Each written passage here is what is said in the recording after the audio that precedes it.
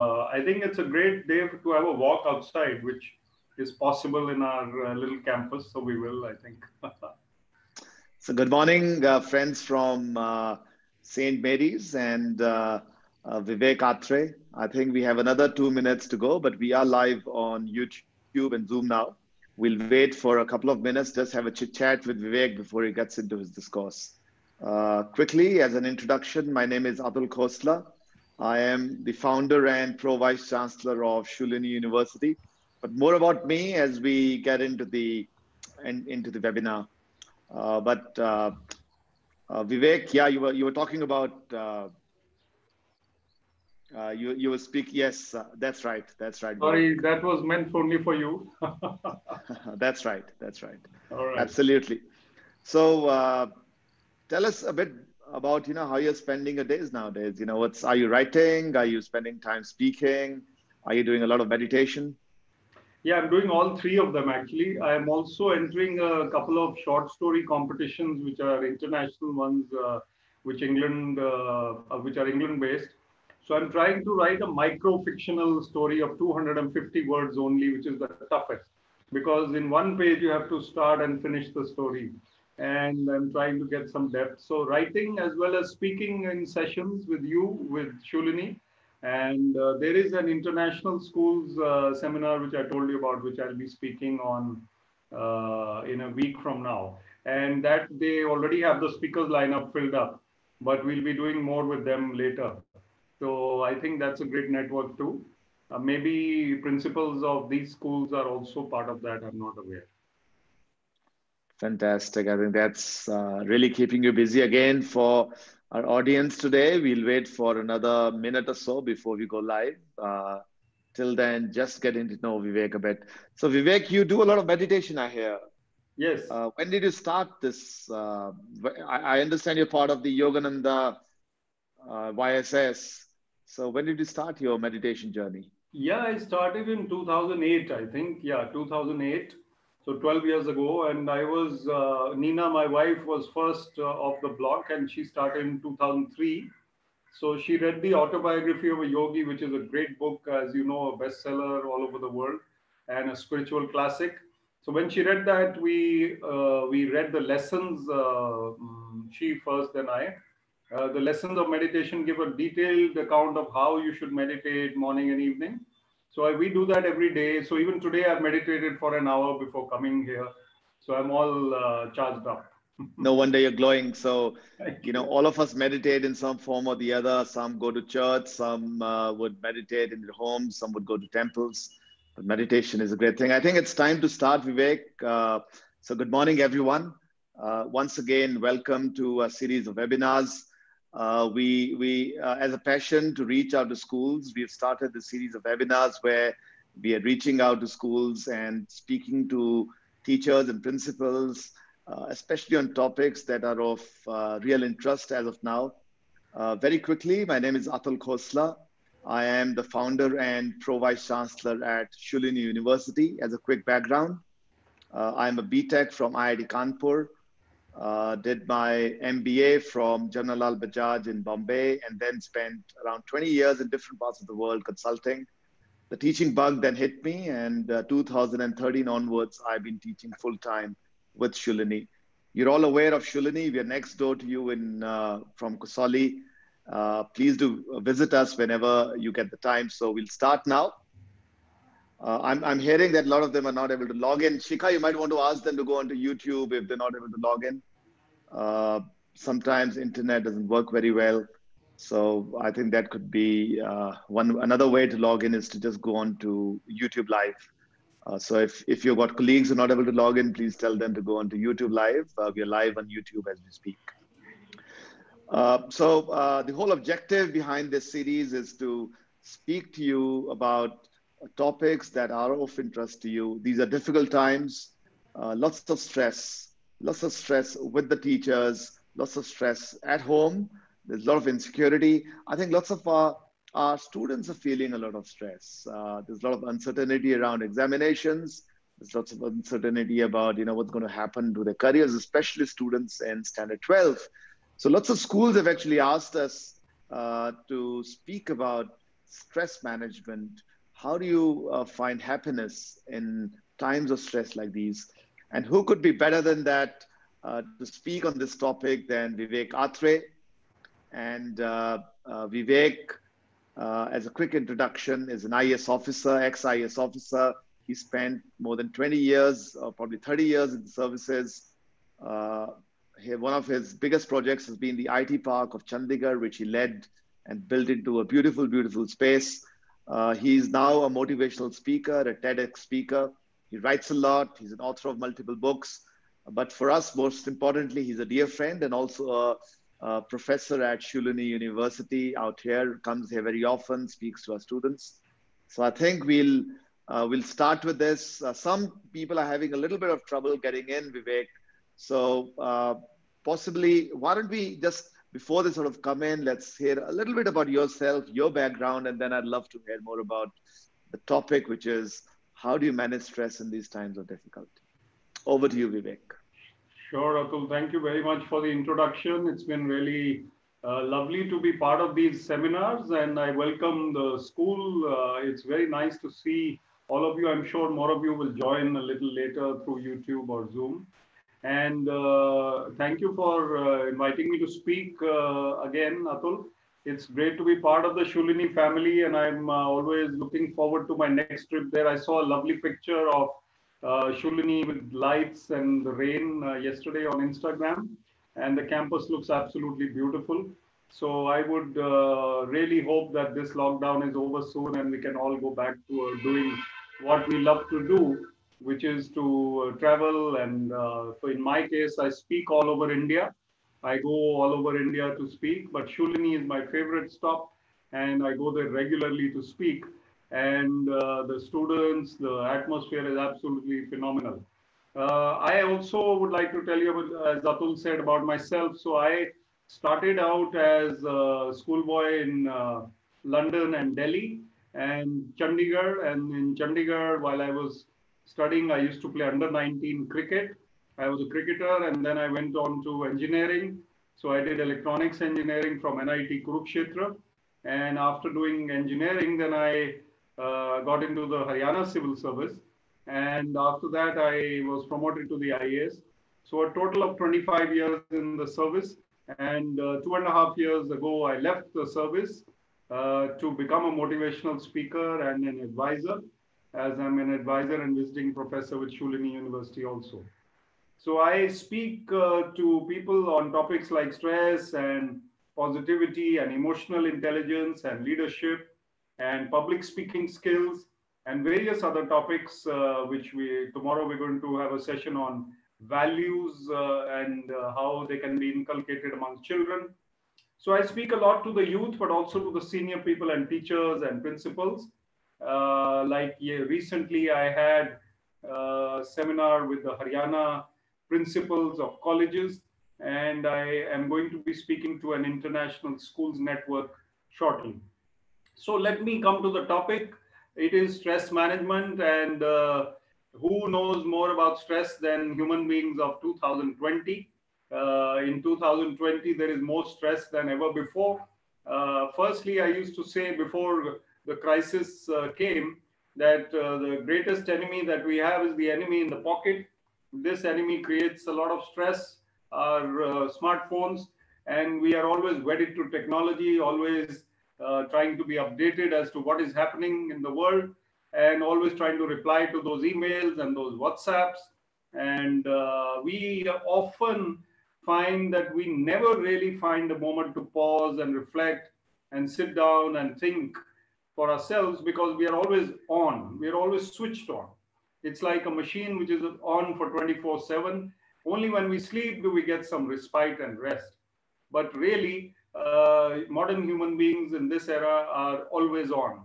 And this crisis, which is facing the world now, has added to that stress a lot by suddenly shaking everybody up and making human beings realize that whatever they've been doing in the manner they've been doing, it has to be controlled and checked and streamlined.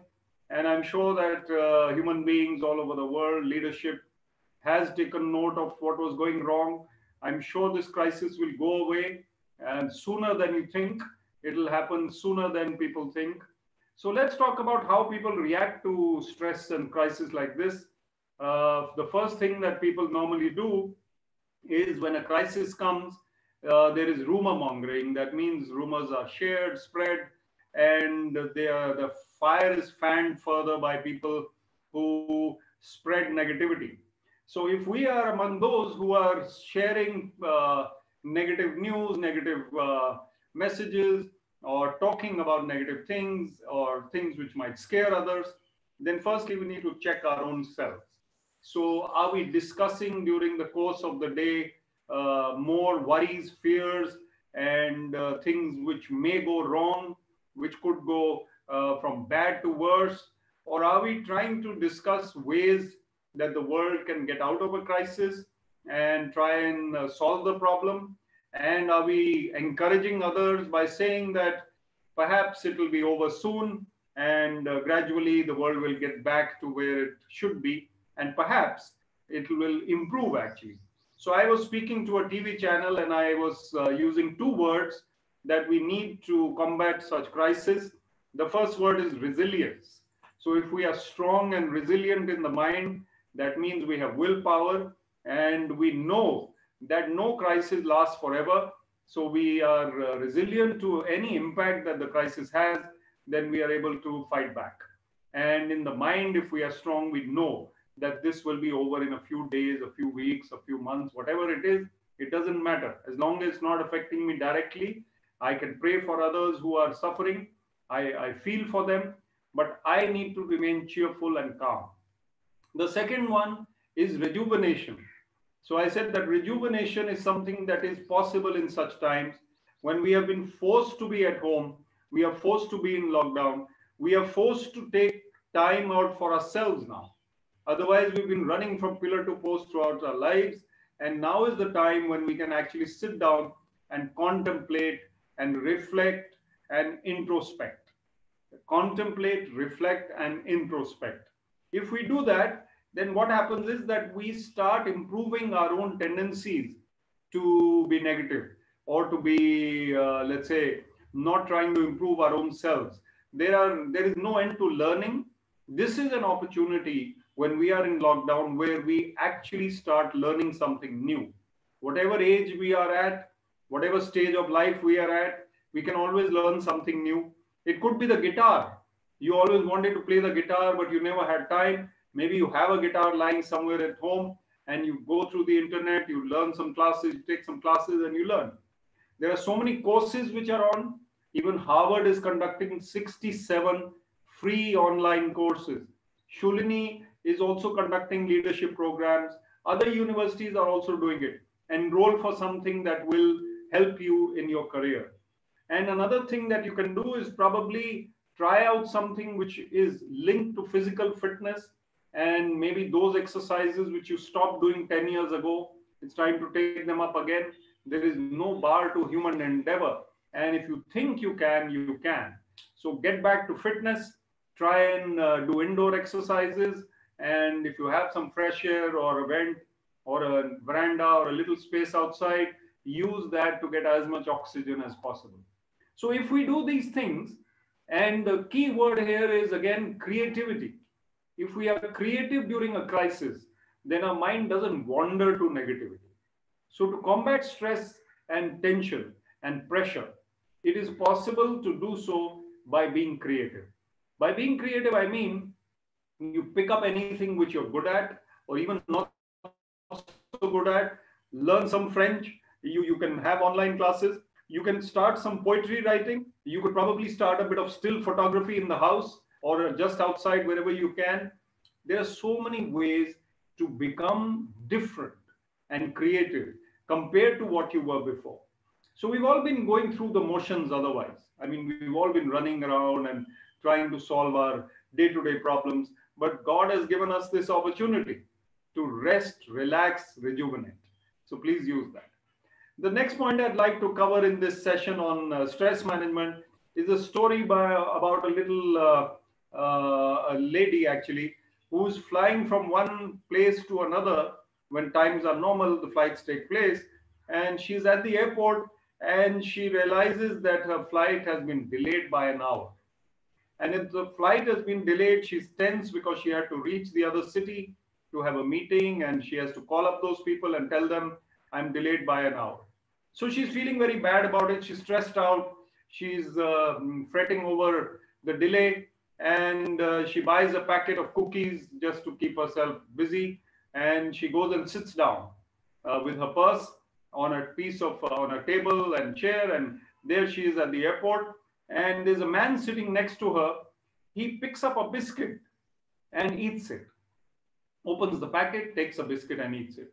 And this lady is appalled. She's really aghast. She's very disturbed by this act, that what is this man doing?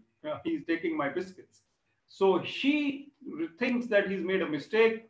She picks up the next one and has a biscuit, just to prove that it is her packet. But this man, he takes the next one and has it. So this lady, who is already stressed out, is now fuming. She's boiling from inside, but she doesn't say anything to him. She picks up another one. He picks up another one. She picks up another biscuit. He picks up another biscuit. So it goes on like that. And her anger, her temper, her blood pressure, everything goes higher and higher and higher. And the man is calm and smiling. There's nothing against the ladies. It could have been a gentleman in her place, and the lady could have been smiling and calm and having her biscuits, his biscuits. So, but what happens? At the last biscuit, this man breaks it into half, eats half himself, and gives the half to her. She's really never seen a man like him, but she has no time now because the flight is finally announced, and she is to go and check in. I mean, she is to go for boarding, and she takes out her boarding pass from the purse as she's walking, and she sees that her packet of biscuits is in the purse. She had been eating his biscuits, and he had been kind enough to give her half the biscuits. So when we are stressed, when we are worried, when we are tense, then our judgment is clouded. Our presence of mind is not there. Our focus on the moment is not there. So it could be a stress from home.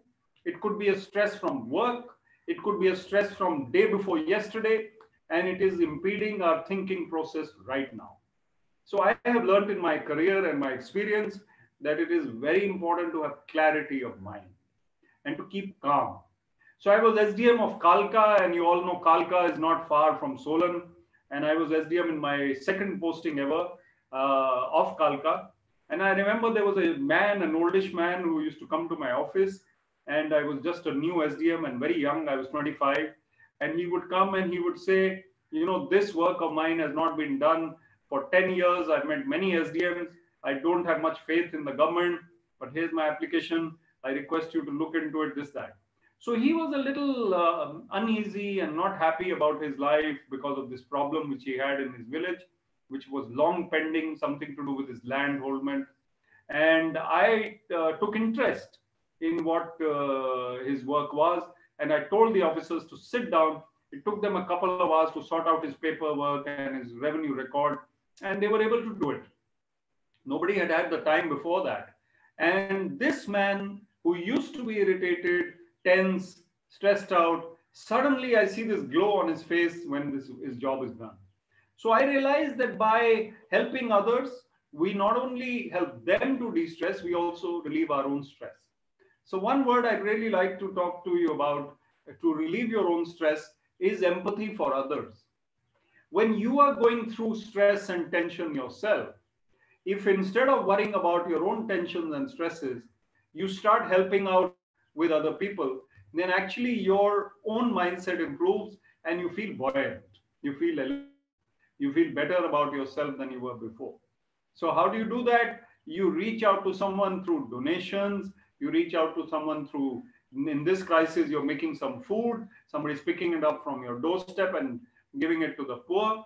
After the crisis is over, you are part of a tree plantation campaign. You are teaching children who live nearby, who are poor, who can't study, afford to go to schools. You are doing something for others. Then your own empathy and stress actually reduce. And your center of focus from being your own self-centered self becomes others. And when you help others, it is said that the universe conspires to help you. So by being empathetic, by putting yourself in the shoes of others, you are actually growing as a person. You may be 30, 40, 50 years old, whatever you are, it doesn't matter. There is always time for us to start doing more for others. Another thing which I'd like to say in this combating stress is my favorite topic, and it's very, very important. It is, what is our mind telling us? Our mind is always telling us, often telling us about fears and worries, that this may go wrong, that may go wrong. Whenever we had to take the plunge in life, we had to take a strong decision, we had to take the right decision which was in our favor, and we were worried. We could not say what we had to say, or we could not come forward to volunteer when we had to volunteer, or we did not raise our hands when we had to. There was something in our mind which was pulling us back. Our inhibitions, our own fears and worries, they hold us back. So who is your own enemy?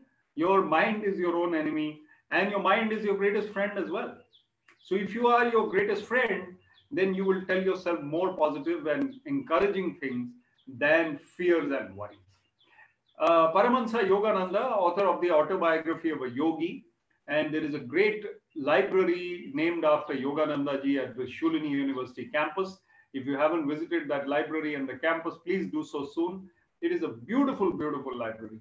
So he said, worry is a brake. He said, you're pressing the accelerator of your life, and by worrying over worrying, you are pressing the brake as well. So this is his book. I have it here. And this is the autobiography of a yogi, which is not a religious book. It's a spiritual book. And it is a book to savor, to really read carefully, and how you can really become a better person, a stronger person with more meaning to life than what you are before. Anybody, wherever you are in your journey, there is always scope for improvement. So worry is not your friend. Overthinking is an ailment. It's an illness. It's a disease. It is something which is troubling us. So where is the stress coming from? It's coming from the mind. It's coming through overthinking. This may go wrong. That may go wrong. Why hasn't my child arrived yet from school? 2 minutes late, 3 minutes late. You know that the child will arrive. Whenever things are normal, school starts, we start worrying. So there are things which are beyond our control, and we can try not to worry about them. And we are there to take charge of the situation if required. We can remedy things. But instead of remedying them once they occur, they hardly ever occur. But we are always worried, what if this happens? What if that happens? So we are human, of course, we will worry at times, but we reduce that. So in this period of the crisis of lockdown, we will try to introspect and see where my worries and fears come from. Where does my irritability come from? Where does my anger quotient come from? So if I analyze myself in this period, or even regularly every Sunday, every night perhaps, then I'm able to see where my improvement points are. And tomorrow is another day. So if you try and tell yourself that tomorrow I will try not to react at this particular thing, I will try not to get irritated by this particular thing, which doesn't really matter. Supposing there is somebody who says annoying things, there is a colleague or there is somebody in your house who's going on annoying you or irritating you, you can refuse to be irritated. Who is losing out when you are irritated or angry? It is you. It is your peace of mind which is disturbed. And by being ruffled and disturbed like that, you are impeding your own health, your mental health, your physical health. So by refusing to respond like that, by refusing to be irritated, by refusing to lose your temper, you're actually growing as a person. You're becoming more mature, you're becoming more balanced and calm and healthy. Because we know when we are angry or worried or stressed out, the cells in our body are also stressed out. And physical health also takes a beating.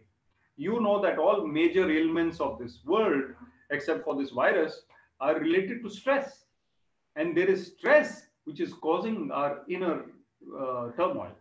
So we need to reduce this worry, stress, and fear. And one of the ways to do it is meditation. Meditation is a way to combat stress, fear, and worry. Any practice that you follow, I follow Yoganandaji's teaching. There are lessons of meditations which are available on the website. yssofindia.org. yssofindia.org. This website has great technique lessons. And what you can do is a simple meditation. Even I can tell you, there's nothing religious. It is just a spiritual method of going deep within. So we did the meditation in another session. We'll do one now. Just for 45 seconds, what we'll do is to sit quietly and sit straight and focus between the eyebrows, at the point between the eyebrows. Once we close our eyes, just keep your focus there and also focus simultaneously on your breath. Your breath is coming in and your breath is going out. We don't control our breath. Let it be normal, natural breathing. But we just sit straight and we are comfortable and straight spine, and our attention is between the eyebrows and on our breath at the same time. The eyes are just closed. So just for 45 seconds, let's do it starting from now. And in this period, I'm sure you will find greater calmness. Just try to sit calmly. If thoughts are coming, let them go. Tell them to go away for a while and tell them that I'm focusing on my breath. Just see or notice your breath coming in and out.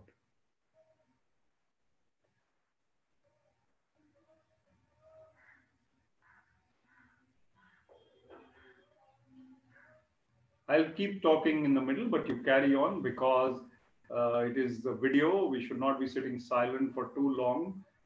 It is also necessary for you to practice this longer once you have done it now. And in fact, we can stop now. But let me tell you the impact of what happens if you do this exercise for 10 minutes. You can open your eyes. For 10 minutes, if you do this, then what happens is that your breath becomes calmer. Now, what happens when we are restless? Our breath rate is faster. We are breathing fast. In fact, we are breathing in a shallow manner. So my yoga meditation learning have taught me that if in 2020 people are not breathing deeply enough to clear their lungs.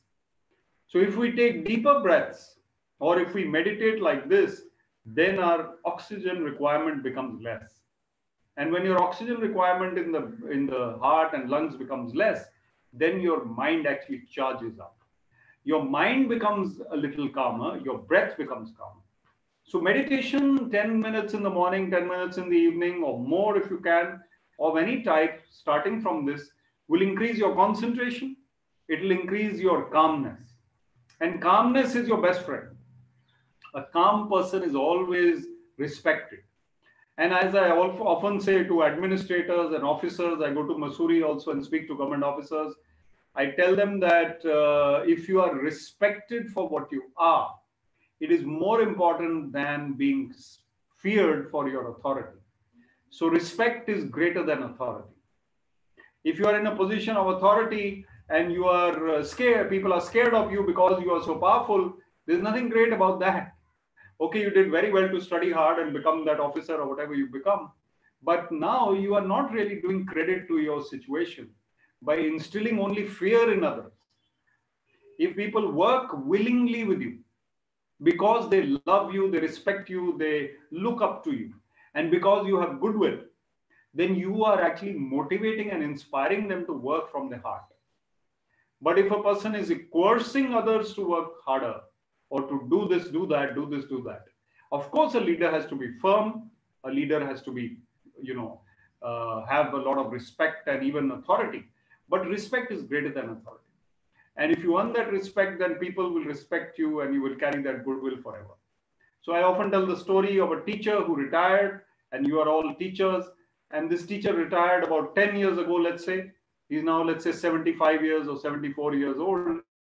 And he's standing at some railway station and he's looking a little confused. He's an elderly gentleman, doesn't know where to board the train from. He's asking people, and a young man and his wife and children, they come to him and they touch his feet. The man touches his feet and says, "Sir, you taught me in school. Now I'm an executive with so and so company. This is my wife. She's also working here and there. And these are our children. And I always remember the lessons you taught us. I'm so happy to meet you here. How can I help you?" They help him board the train. He is so grateful. But he has earned that respect. He's earned that goodwill. Even though he retired 10 years ago, this young man and his wife, they came up to him specially. And they came because they love him. Because that student of his has that respect for him. So this is the kind of earning of life that we should look for. And if we look for such earnings of life, then other earnings, they diminish. They reduce in their value. So we really need to remain cheerful, remain calm, remain creative, and then we become people who others respect. And even, as I said, during the worst of situations, one human being will be the calmest and the coolest and the most positive. And one human being will be the most negative. If you look at all the human beings in the world, there will be one who will be extremely, extremely positive, even though there's a crisis, and one who will be extremely, extremely negative, the worst. So where are we? Are we towards the positives or towards the negatives? If we are in the top half, we're doing okay. If we're in the top 10% of positivity, then we're doing great. Why can't we be more positive than we are, more cheerful, more calm, and talk about healthy, constructive stuff? And I'd also like to tell you that since you are teachers, your children also learn from you. And I often talk to teachers on emotional intelligence, and I tell them that they watch you. Whatever you tell your students is not that important. What you are is important. So they follow your example. They often want to be like you. And they see how ma'am or sir is conducting himself or herself in the class, and how you speak to others, how you speak to the peon, how you speak to people who are not so powerful. So there is where the learning for the children also comes. So by our example of being dignified, of being graceful, of being cheerful, we are able to inspire others, and children especially, to be the same. And then values. Values, I often have in my emotional intelligence session a question. The red light test at 6 a.m. So in Chandigarh, we have lots of red lights, and if you don't stop at the red light at 6 in the morning, nobody's going to stop you. Nobody's there at that time. But if you don't stop at the red light at 6 o'clock in the morning, it means there's something inside you which is telling you that it's okay to break the rules. So there is where if we do that, then our children, as parents or as teachers, we are showing children that this is okay to do. And that is somewhere where we need to also inspire our children. And most of you must be parents. So as parents, I must tell you, do not compare your children with others. If you're comparing your children with others, then you're stressing them out. And they are already stressed out because of the competition pressure. So I have a lot of videos on YouTube, which you can watch. You search my name, Vivek Atray, and you'll find that I have a lot of videos where you can go and see what kinds of qualities I talk about for young people, especially what they can pick up and how they can be emotionally intelligent, balanced, calm individuals, which really, really is an asset. It's a quality, and therefore they can learn. You can also connect with me on LinkedIn. And I'll also like to talk about my book a little bit. This is my book, which has come out recently. It's called Finding Success Within. And Finding Success Within is my book, which contains 52 life skills for young people. And these 52 life skills contain those skills which I've been talking about: how you handle stress, pressure, how you come forward in life, and how you be successful. So this is something which also you can talk to your students about, finding success within. So as I said, the mind is where the battle of life is being fought. And these examples and stories which I gave you are those for you to remember and take home with you. I see Atul Khosla is there, smiling very cheerfully. So I think we can go to the question and answer session. Thank you, Vivek. What a fascinating talk. I hope, we all live in times when we seek direction, and I hope, some of you got something out of Vivek. I think he's always a fascinating speaker. As you were speaking, Vivek, a few questions came to my mind before I opened it up to others. Please keep posting your questions on this, either on Zoom or YouTube. If I'm a teacher, typically if I'm especially if I'm a mother or a daughter-in-law or a daughter. So much stress right now on me. I have to multi-juggle. I have to take my lectures from home. I have to teach because schools are still on. Teaching is on. I have to take care of my children in the house. I have to cook. I have to take care of my parents or my in-laws. How do I juggle everything together? What do I do? Absolutely, it's a very good question because this is the modern man or lady's life. It is multidimensional. There is no unidimensional life. Everybody has to do multitasking, and you and I, Atul, must admit that the ladies are known to be more multidimensional than the men, and they have a capacity to actually empathize with others a little more than the men do. But what you said is absolutely correct. There's a lot of pressure on somebody who's teaching and then looking after the family and children. There are so many things which often pile up at the same time. So the thing to do is to prioritize and to manage your time a little better, perhaps. Time management and prioritization will give you a little time for your own self. And just after waking up in the morning and just before sleeping at night, very little disturbance is there, then read something positive or do some exercises and meditation. Your day will be better. And even during the middle of the day, at times, if you can take out time to just pray or just meditate or just go for a little stroll for 10 minutes on your own. It's all very well to be chatting with others all the time, but if you can be calm within and just take out 5-10 minutes for yourself, you will de-stress and you will be able to handle things much better.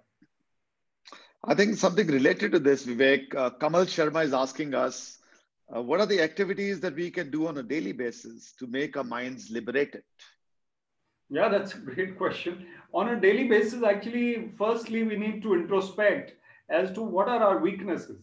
And we need to be very scathing and a little strict with ourselves and realize that these are my shortcomings. I do lose my temper, or I do tend to get late every day for my work. So when we start introspecting and working on these qualities, then we will try and improve week after week after week. And a determined effort is required. So I think these liberating ourselves is a question of basically getting over these little factors which make us restless and which make us respond negatively to things. The moment we become more creative and calm, I think we emerge. And what about overcoming a mental block? That's another question that Arun Parashar is asking. Yeah, I think this is a more difficult one because people have mental blocks which stay for life. For example, you are worried about what so and so thinks, and therefore you always wanted to be a singer, but you are inhibited because you don't know how good you are, and you don't even practice because you think your wife or your mother or your cousin or somebody at home will be laughing at you and discouraging you, and you're trying to emerge from that, but that mental block is not allowing you to do so. Or you have a mental block when you go on stage. You are a public speaker, and or you have to go in the mic, and you are always nervous and fretting. So these things, they will take time and practice. The thing to do is to practice before the mirror, to do whatever is blocking you in front of others. Do it in private first. Gain more confidence. Practice, practice, practice, and then your mental block will be overcome. Your inhibitions are the creation of your mind. So if you really open up your mind and its limitations, then you will emerge. You will succeed. We have the guru with us, Vivek, but I have my 2 cents. I think God has given us a unique opportunity.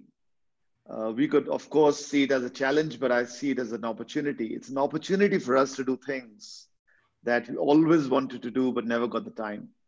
We're at home, we might be busy, but we still have more time than what we had when we were going to school or going to office. So my 2 cents would be go out, learn what you always want to do, practice what you always want to do. For example, if you like speaking, if you like singing, or if you like acting, you can do it over the web. You can do it over the camera.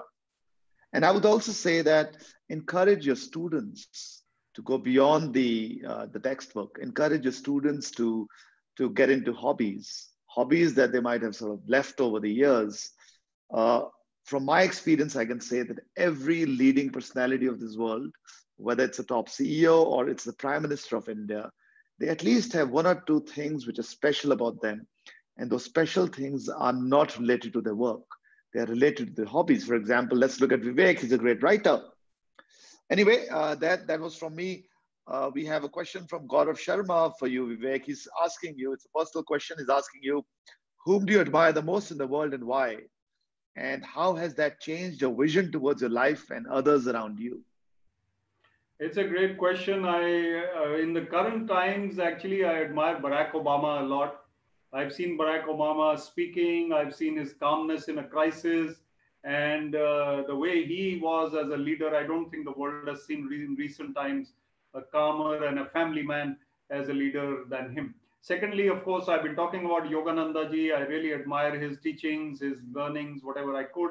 And thirdly, I admire Sachin Tendulkar a lot because I'm a cricket fan and I can never get over his last retirement speech, which always inspires me even today. And these people who inspire us are important to be carried with us throughout our lives, because people stop being inspired after a certain age. But it is always good to look up to someone throughout your life. Well, we admire and get inspired by you, Vivek. So thank you for being around. It's always so lovely to hear you out.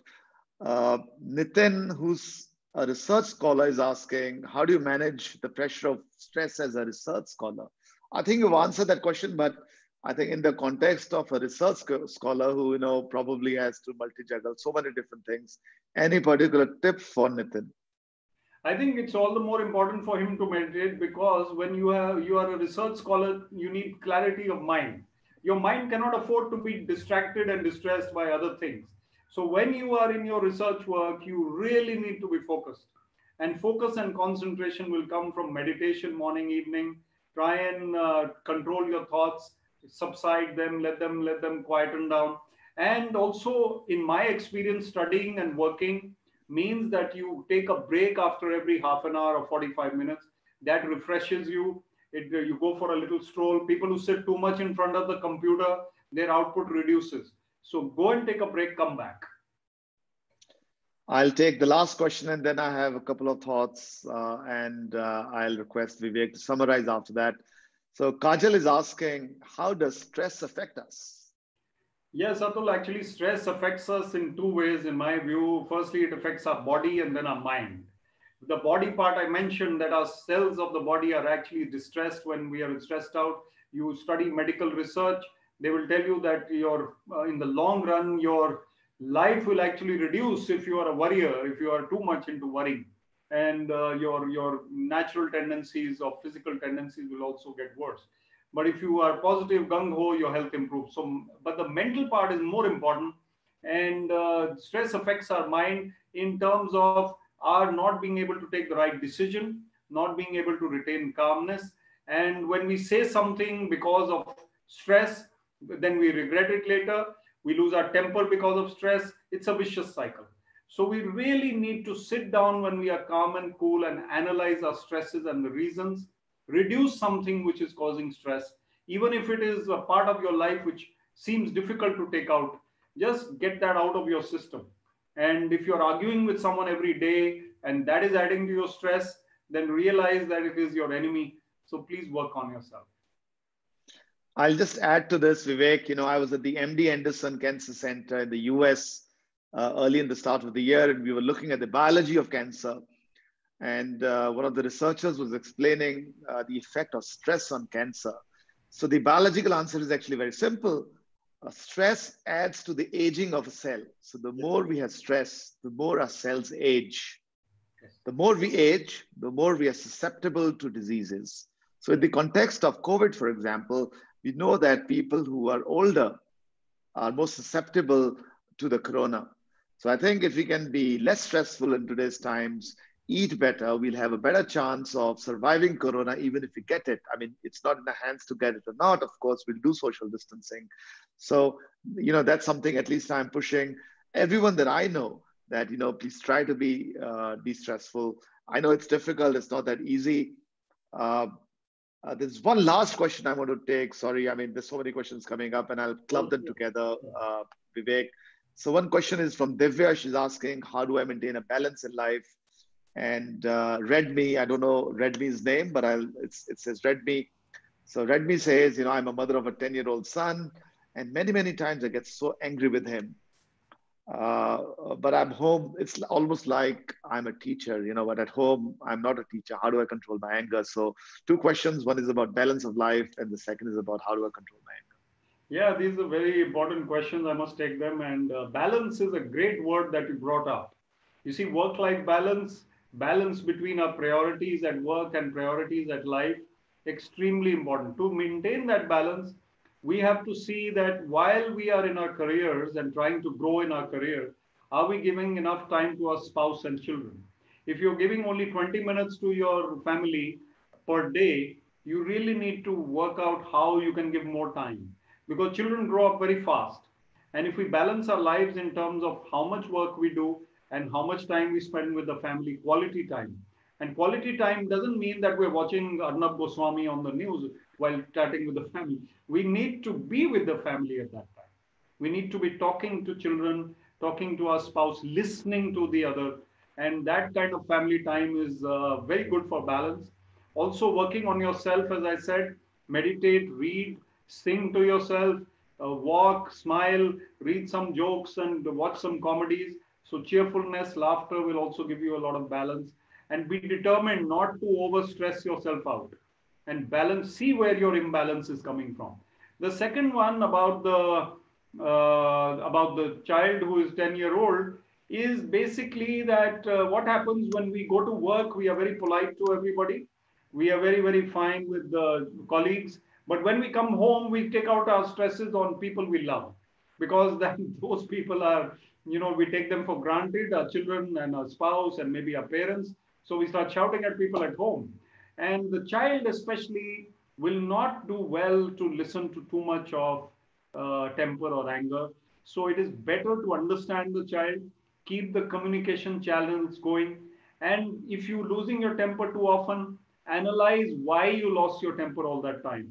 And if it is a compulsion, maybe there's something medical you need to check up. Otherwise, if there are 4 or 5 things about your son which irritate you, realize that maybe 2 or 3 of them are not worth it.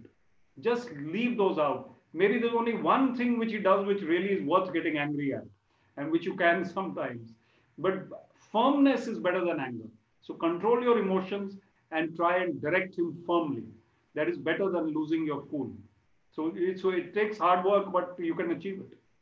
I can tell everyone, I have a horrible temper, and Vivek has been guiding me. And thank you, Vivek, for that. So, one of the things, Vivek, which I'm trying to do nowadays is to say, if I'm getting angry at someone, I use the lens and ask myself that would I be able to have the same emotion with someone who doesn't know me that well? So keeping that lens has actually started helping me by sort of asking myself that, I can't take everyone for granted, people who love me.